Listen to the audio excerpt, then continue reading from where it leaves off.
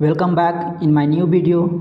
आज की इस वीडियो में हम सीखेंगे कि लीवरेज कैसे कैलकुलेट करते हैं, क्योंकि लीवरेज काफ़ी इम्पोर्टेंट टॉपिक है। एग्ज़ाम में हर बार इस टॉपिक से क्वेश्चन पूछा जाता है और कंफर्म है कि एक क्वेश्चन लीवरेज से रहता ही रहता है।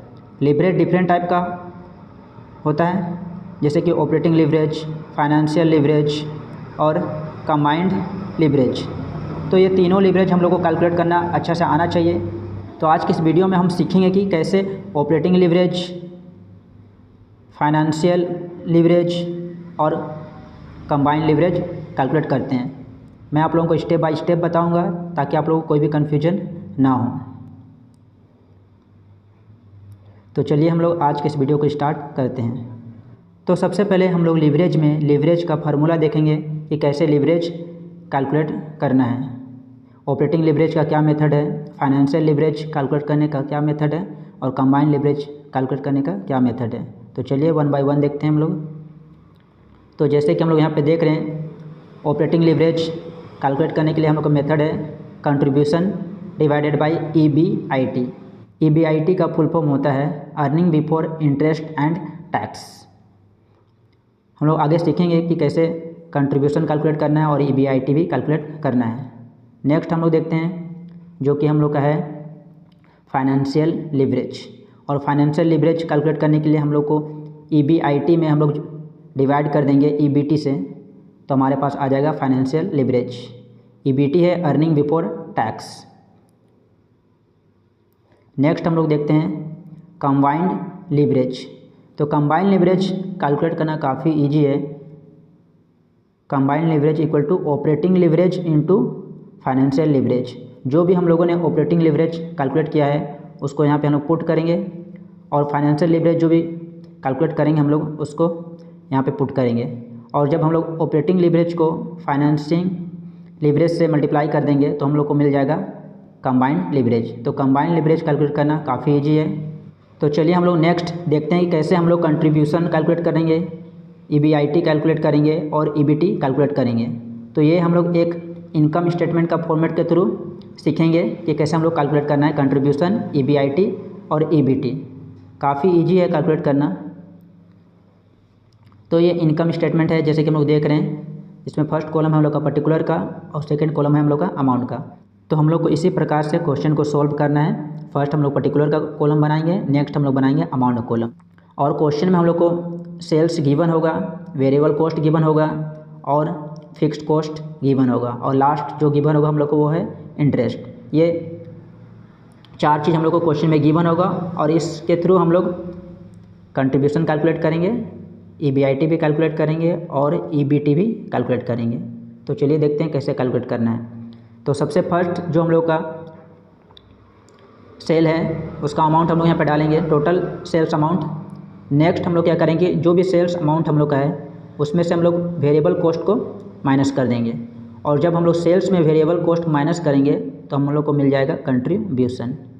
नेक्स्ट हम लोग जब कंट्रीब्यूशन हमारे पास आ जाएगा तो हम लोग कंट्रीब्यूशन में हम लोग फिक्स कॉस्ट को माइनस करेंगे तो हम लोग को मिल जाएगा EBIT। और नेक्स्ट जब हम लोग EBIT में हम लोग माइनस करेंगे इंटरेस्ट तो हम लोग को मिल जाएगा EBT, अर्निंग बिफोर टैक्स। ये जो हम लोग का है earning before interest and tax है, लेकिन जो हम लोग का ये आया हुआ है ये हम लोग का है EBT, earning before tax. Interest हम लोग माइनस कर देंगे तो EBIT हम लोग का आ जाएगा। आई होप आप लोग समझ गए हैं कि कैसे हम लोग कंट्रीब्यूशन कैलकुलेट करना है, EBIT कैलकुलेट करना है, EBT कैलकुलेट करना है। जब हम लोग ये सारा चीज़ कैलकुलेट कर लेंगे उसके बाद हम लोग जो भी हम लोग का फार्मूला है उसमें हम लोग पुट करेंगे। कंट्रीब्यूशन भी हम लोग जानेंगे कैसे हम लोग कैलकुलेट करना है, EBIT भी कैसे कैलकुलेट करना है और EBT भी कैसे कैलकुलेट करना है। तो ये टोटल तीन चीज़ हम लोग कैलकुलेट करना है और हम लोग सीख चुके हैं कैसे कैलकुलेट करना है। तो चलिए हम लोग एक प्रैक्टिकल क्वेश्चन लेते हैं और उसको सॉल्व करके देखते हैं कि कैसे हम लोग एक्चुअली क्वेश्चन पूछा जाता है एग्जाम में और कैसे उसका हम लोग को सोल्यूशन करना है। तो मैंने यहाँ पे एक क्वेश्चन लिया है जो कि प्रीवियस ईयर में पूछा गया था और इस क्वेश्चन को देखते हैं कि इसमें क्या पूछा गया है और क्या कैलकुलेट करने के लिए बोला है हम लोग को। The data related to two companies are given below. तो हम लोग को दो कंपनीज का डाटा गिवन है, company A and company B. तो देखते हैं सबसे फर्स्ट जो गिवन है हम लोग का कैपिटल 6 लाख और कंपनी बी का दिया हुआ है कैपिटल 3,50,000। नेक्स्ट जो हम लोग को दिया हुआ है डिवेंचर दिया हुआ है 12%, कंपनी ए का दिया हुआ है 4 लाख और कंपनी बी का दिया हुआ है 6,50,000। नेक्स्ट जो हम लोग को दिया हुआ है selling price per unit, company A का दिया हुआ है 30 और कंपनी बी का दिया है हम लोग का 250। नेक्स्ट जो हम लोग को गिवन है क्वेश्चन में वो है हम लोग का fix cost per annum, company A का गिवन है 7 लाख और कंपनी बी का जो गिवन है हम लोग का 14 लाख। नेक्स्ट जो हम लोग को गिवन है क्वेश्चन में variable cost per unit, company A का दिया हुआ है 10 और कंपनी बी का दिया हुआ है 75। नेक्स्ट जो हम लोग को गिवन है output per annum in unit, जो कि हम लोग को गिवन है कंपनी ए का 60,000 एंड कंपनी बी का गिवन है हम लोग का 15,000। और देखते हैं क्वेश्चन में क्या कैलकुलेट करने के लिए बोला गया है। You are required to calculate operating leverage, financial leverage and combined leverage of two companies. तो हम लोग को ऑपरेटिंग लिवरेज कैलकुलेट करना है, फाइनेंसिंग लिवरेज कैलकुलेट करना है और कंबाइंड लिवरेज कैलकुलेट करना है। ये जो क्वेश्चन है हम लोग को 15 मार्क्स के लिए पूछा गया था, इसलिए काफ़ी बड़ा पूछा है। यहाँ पे 2 कंपनी का डाटा दिया हुआ है और 2 कंपनी का हम लोग को ऑपरेटिंग लिवरेज भी निकालना है, फाइनेंसिंग लिवरेज भी निकालना है और कंबाइंड लिवरेज भी निकालना है। 15 मार्क्स का इसलिए थोड़ा क्वेश्चन बड़ा है। यदि क्वेश्चन 5 मार्क्स का पूछेगा तो हम लोग को बस या तो ऑपरेटिंग लिवरेज कैलकुलेट करने के लिए बोलेगा या तो फिर फाइनेंशियल लिवरेज या तो फिर कंबाइंड लिवरेज, तीनों एक साथ नहीं पूछेगा 5 मार्क्स के लिए रहेगा तो, और 15 मार्क्स के लिए रहेगा तो इतना बड़ा ही क्वेश्चन रहेगा। तो चलिए देखते हैं हम लोग इस क्वेश्चन को कैसे सॉल्व करना था। तो सबसे पहले हम लोग को जो बनाना है इनकम स्टेटमेंट, जैसे कि मैंने आप लोगों को पहले बताया था और मैंने यहाँ पे इनकम स्टेटमेंट बना लिया है दोनों कंपनी का, कंपनी ए का भी और कंपनी बी का भी। तो चलिए देखते हैं मैंने कैसे ये फॉर्मेट बनाया है और सब कुछ फिल किया है, अमाउंट कहाँ से कैसे कैलकुलेट किया है, 1 बाय 1 हम लोग देखते हैं।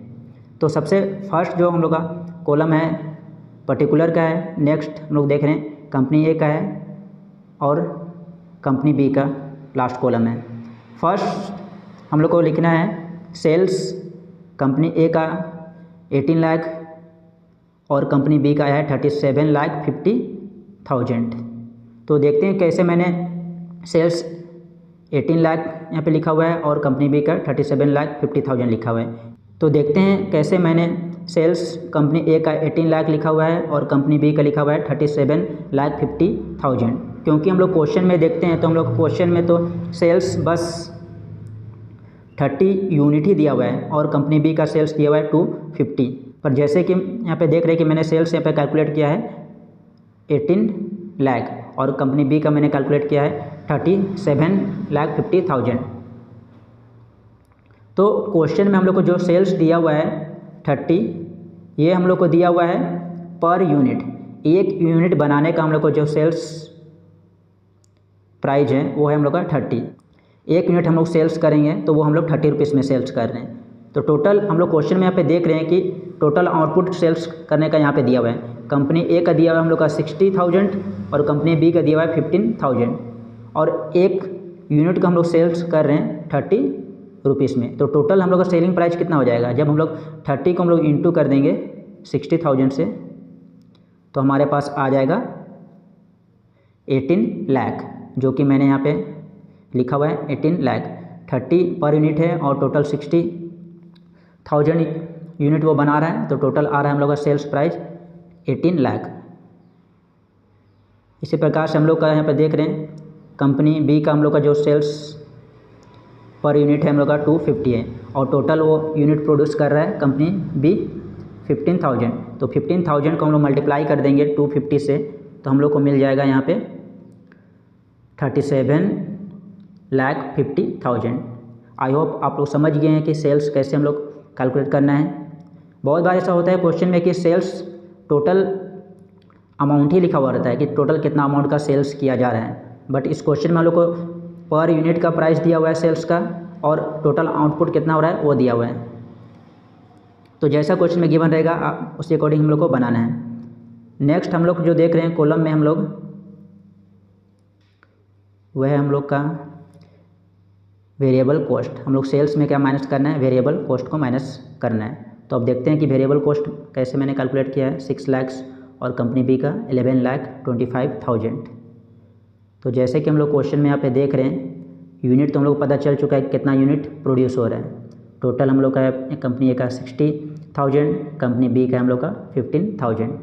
तो जितना भी हम लोग का आउटपुट है उसको हम लोग को पर यूनिट जो वेरिएबल कॉस्ट हम लोग को दिया हुआ है 10 यहाँ पे, उससे हम लोग को मल्टीप्लाई करना है। 60,000 को हम लोग मल्टीप्लाई करेंगे 10 के साथ तो हम लोग का आ जाएगा 6 लाख।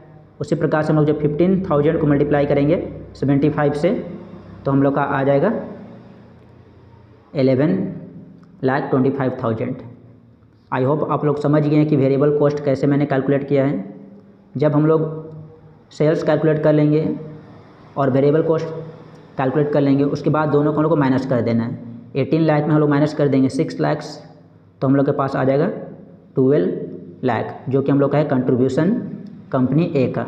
और कंपनी बी का हम लोग का कंट्रीब्यूशन जो आया हुआ है हम लोग का 6,25,000।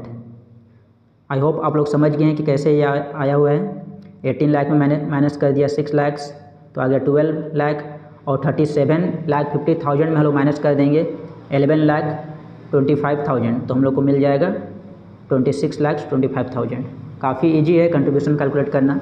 बस हम लोग को मेन पॉइंट जो है हम लोग को ध्यान देना है यहाँ पे कि सेल्स हम लोग को क्या दिया हुआ है, पर यूनिट में दिया हुआ है या टोटल सेल्स प्राइस दिया हुआ हम लोग का है।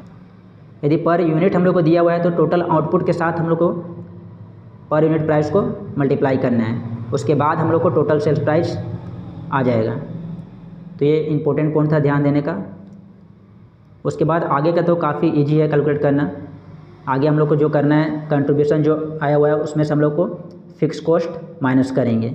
और हम लोग देखते हैं क्वेश्चन में कि फ़िक्स कॉस्ट हम लोग को दिया हुआ है यहाँ पे 7 लाख कंपनी ए का, और कंपनी बी का दिया हुआ है 14 लाख। जनरली फ़िक्स कॉस्ट दिया हुआ रहेगा क्वेश्चन में, और हम लोग क्या करेंगे, फ़िक्स कॉस्ट को हम लोग माइनस कर देंगे कंट्रीब्यूशन के साथ, तो हम लोग का आ जाएगा यहाँ पे 5 लाख आ रहा है, और यहाँ पे माइनस करेंगे तो हम लोग का आ रहा है 12,25,000। आई होप आप लोग समझ गए कि EBIT कैसे हम लोग कैलकुलेट करेंगे, earning before interest and tax. Contribution में हम लोग माइनस कर देंगे फिक्स कॉस्ट तो हम लोग को मिल जाएगा EBIT। नेक्स्ट हम लोग देखेंगे, हम लोग को माइनस करना है EBIT में इंटरेस्ट, तो हम लोग को मिल जाएगा EBT, अर्निंग बिफोर टैक्स।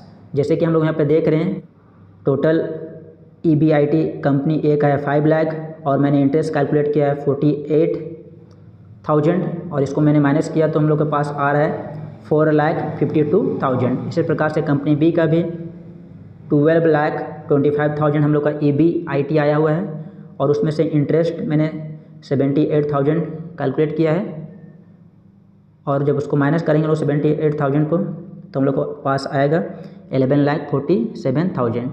तो चलिए हम लोग देखते हैं कि मैंने इंटरेस्ट कैसे कैलकुलेट किया है, क्योंकि क्वेश्चन में इंटरेस्ट गिवन नहीं रहेगा, हम लोग को इंटरेस्ट भी कैलकुलेट करना पड़ेगा। तो देखते हैं कैसे इंटरेस्ट कैलकुलेट करना है। तो क्वेश्चन में हम लोग यहाँ पे देख रहे हैं, तो इंटरेस्ट जो होता है वो सिर्फ डिबेंचर होल्डर को ही दिया जाता है, इसलिए हम लोग को डिबेंचर के बगल में इंटरेस्ट बताया हुआ रहेगा कि कितना % हम लोग को इंटरेस्ट देना है डिबेंचर होल्डर को। तो जैसे कि हम लोग क्वेश्चन में देख रहे हैं कि यहाँ पे डिबेंचर होल्डर को 12% हम लोग को क्या करना है, इंटरेस्ट देना है, और डिबेंचर को ही हम लोग इंटरेस्ट देते हैं, और कोई भी इक्विटी शेयर होल्डर हो गया या प्रेफरेंस शेयर्स होल्डर हो गया, वो लोग को इंटरेस्ट नहीं दिया जाता है, वो लोग को डिविडेंड दिया जाता है। तो डिबेंचर होल्डर को हम लोग को इंटरेस्ट देना है, तो यहाँ पर देख रहे 12% हम लोग का डिबेंचर को इंटरेस्ट देना है। तो हम लोग कंपनी ए का 4 लाख है, उसमें से हम लोग 12% निकालेंगे। इस प्रकार से कंपनी बी का भी हम लोग जो दिया हुआ है डिबेंचर 6,50,000, उसमें से 12% निकालना है। तो मैं एक निकाल के दिखाता हूँ आप लोगों को। 4 लाख इंटू 12 डिवाइडेड बाई 100, तो 0 हम लोग कैंसिल कर देंगे, और 12 को इंटू कर देंगे हम लोग 4 से, तो आ जाएगा हम लोग के पास 48, और 30 हम लोग उतार देंगे। तो टोटल हम लोग के पास कंपनी ए का जो इंटरेस्ट आ रहा है, जो डिबेंचर होल्डर को देना है, वो है हम लोग का 48,000। जैसे कि हम लोग यहाँ पे देख रहे हैं क्वेश्चन में भी कि यहाँ पे हम लोग क्या किए हैं 48,000 इंटरेस्ट लिखे हुए हैं। आई होप आप लोग समझ गए हैं कि इंटरेस्ट कैसे कैलकुलेट करना है। इसी प्रकार से हम लोग क्या करेंगे, कंपनी बी का भी हम लोग 12% निकाल लेंगे और हम लोग इस कॉलम पे यहाँ पे पुट कर देंगे और उसके बाद हम लोग इंटरेस्ट को माइनस कर देंगे EBIT से, तो हम लोग के पास आ जाएगा EBT। कंपनी ए का भी आ गया है EBT और कंपनी बी का भी आ गया है EBT। आई होप आप लोग समझ गए हैं कि कैसे हम लोग को कैलकुलेट करना है कंट्रीब्यूशन, EBIT एंड EBT। कोई भी डाउट है आप लोगों को, कुछ समझ नहीं आया तो आप नीचे कमेंट करके पूछ सकते हैं।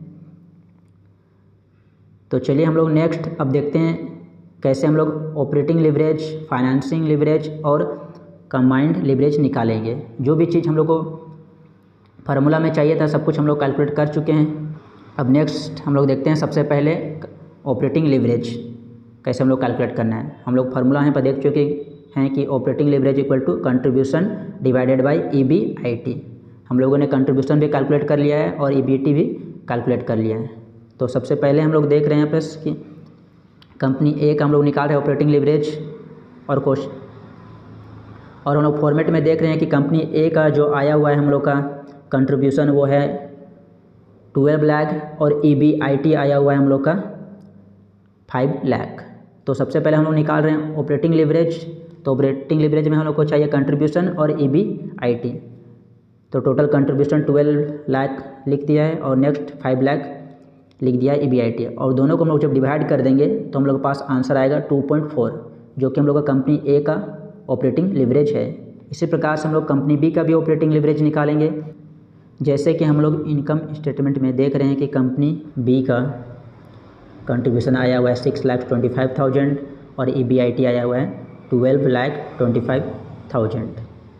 तो जो भी हम लोग कैलकुलेट किए हैं कंट्रीब्यूशन उसको हम लोग यहाँ पे पुट कर देंगे और नेक्स्ट हम लोग EBIT भी पुट कर देंगे, और जब दोनों को हम लोग डिवाइड करेंगे तो हम लोग को मिलेगा OL operating leverage company B का 2.14। आई होप आप लोग समझ गए हैं ऑपरेटिंग लिवरेज कैलकुलेट करना। हम लोग दो कंपनी के साथ में कैलकुलेट कर रहे हैं तो आप लोग का अच्छा से और ज़्यादा प्रैक्टिस हो जा रहा होगा। नेक्स्ट हम लोग देखते हैं फाइनेंशियल लिवरेज कि कैसे हम लोग फाइनेंशियल लिवरेज कैलकुलेट करना है। तो फार्मूला हम लोग पहले भी देख चुके हैं, फिर से एक बार देख लेते हैं हम लोग यहाँ पे क्या लिखा हुआ है FL equal to EBIT divided by EBT।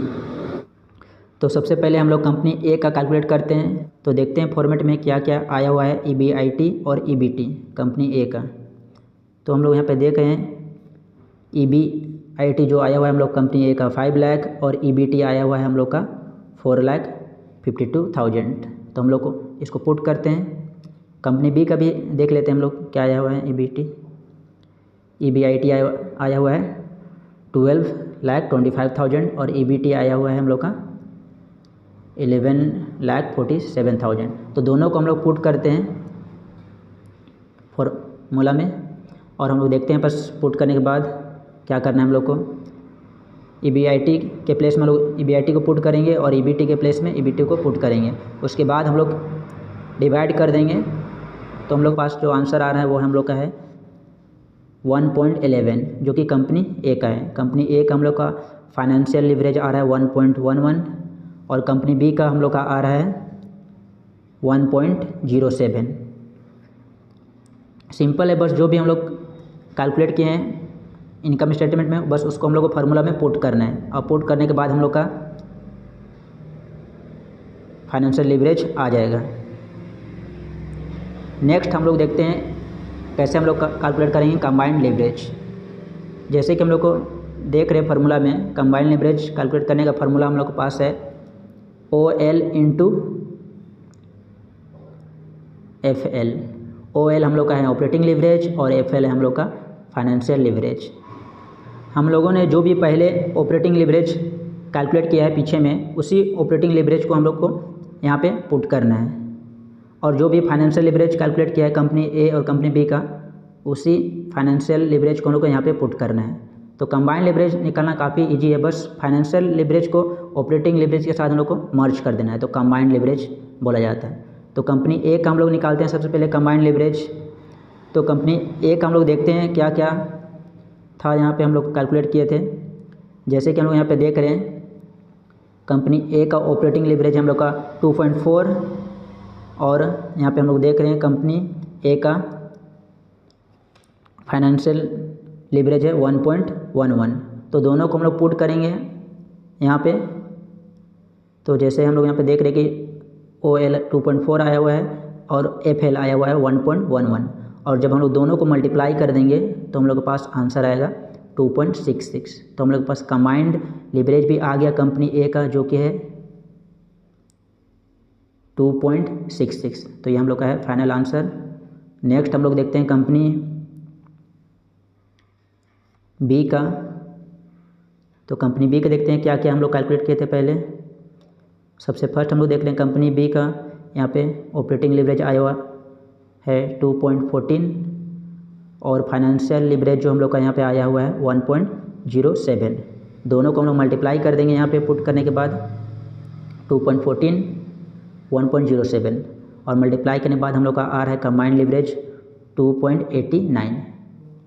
तो इस प्रकार से हम लोगों ने देख लिया कैसे हम लोग कैलकुलेट करना है ऑपरेटिंग लीवरेज, फाइनेंशियल लीवरेज और कंबाइंड लीवरेज। कहीं भी कोई भी डाउट आप लोग को आया हुआ है, नहीं समझ आया, तो आप नीचे कमेंट करके पूछ लीजिएगा। और एग्ज़ाम से पहले आप लीवरेज का प्रैक्टिकल क्वेश्चन अच्छे से प्रैक्टिस कर लीजिए, क्योंकि एग्ज़ाम में हर बार लीवरेज से क्वेश्चन पूछा जाता है। और कोई भी लीवरेज का क्वेश्चन में आपको प्रॉब्लम हो रहा है, ये क्वेश्चन में ही नहीं, आप कोई अनदर क्वेश्चन प्रैक्टिस कर रहे हैं और उसमें प्रॉब्लम हो रहा है, समझ नहीं आ रहा है, तो आप नीचे कमेंट करके आप अपना प्रॉब्लम डिस्कस कर सकते हैं। मैं कोशिश करूँगा कि आप लोगों का प्रॉब्लम को सोल्व कर दूँ। तो इसी के साथ हम लोग आज के इस वीडियो को यहीं पे क्लोज करते हैं। आपको ये वीडियो अच्छा लगा है तो लाइक कीजिए और अपने दोस्तों के साथ भी शेयर कीजिए, ताकि उन लोग को भी ये क्वेश्चन कैसे लीवरेज कैलकुलेट करना है समझ आ जाए, क्योंकि एग्ज़ाम में हर बार क्वेश्चन पूछा जाता है लीवरेज से। और आप अच्छे से लीवरेज का क्वेश्चन प्रैक्टिस कर लीजिए, और आगे हम लोग अनदर वीडियो में और भी प्रैक्टिकल क्वेश्चन जो प्रीवियस ईयर में पूछा गया है और नहीं भी पूछा गया है, तो उसको भी हम लोग सॉल्व करेंगे।